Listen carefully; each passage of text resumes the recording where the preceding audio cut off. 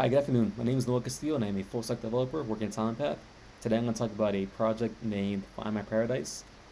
This is a project that I've been contributing to for a little over 2 weeks, and today I'm going to do a quick run-through showing off what the project is.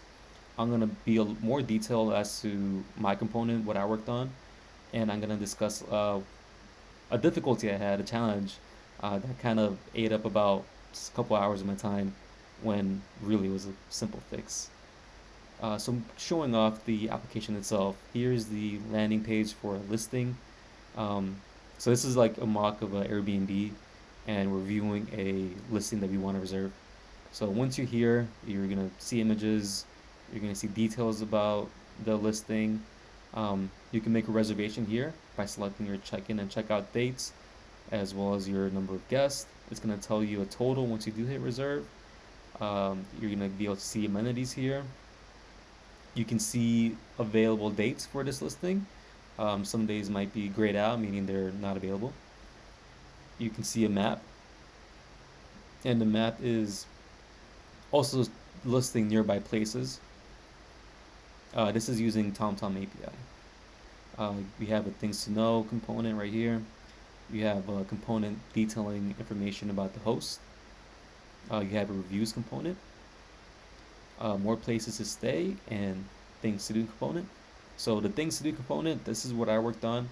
And what's going on here is that, so we're creating events, and these events, they will have information, title, summary, the cost for a person to attend, and more importantly, a latitude and a longitude to detail its location. And the listing that we're viewing also has a latitude and longitude.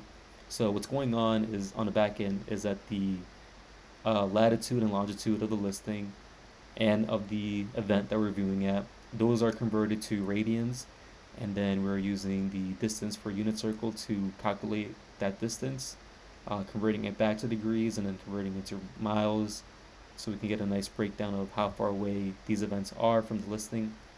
And they're being routed to the nearest whole integer. So this one's saying 0 miles because it's less than like half a mile, 1 mile, 12 miles, 2 miles, so on and so forth. So taking a look at the code for the view component. So here is the API route that's actually getting this information. So previously I was just getting all the events and displaying them front. But now what I'm doing is I'm passing in the listing ID and a number. Here I put 25. So it's checking any events that are within 25 miles of the listing ID, and those are the events that are being viewed.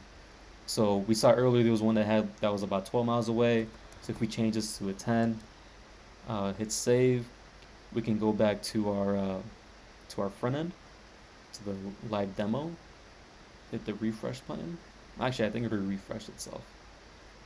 But you can see here in the things to do, the location that was 12 miles away, it's not being viewed anymore because I changed it from within 25 miles to instead 10 miles. Right here. So one of the difficulties I had was originally what this API route needed. It needed the distance that I'm checking for, and it was also taking in a listing object as opposed to an ID. So what I needed to do in order for my code to uh, merge with the rest of the code, I needed to make it to where it's taking in a listing ID and not an object. So once I did that, things weren't working out as I hoped. I kept getting back a null value, and I couldn't figure out why.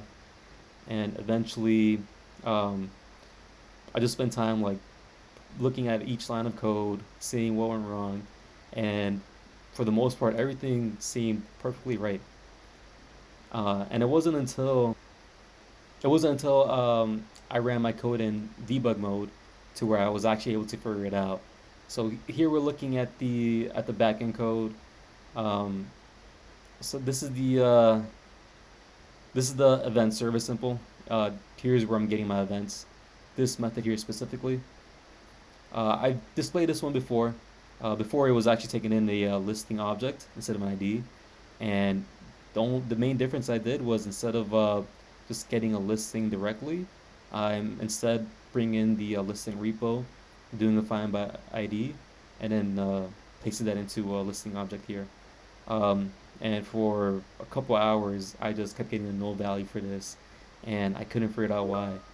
Uh, so the problem was, what I actually had was this. This is what I had as my code, and at a glance, if you're not looking at things carefully, it looks right, but in reality, the only piece that's auto-wired is the event repository. The auto-wire doesn't actually extend to this next line here. So really, the only thing I was missing was this to get my code working.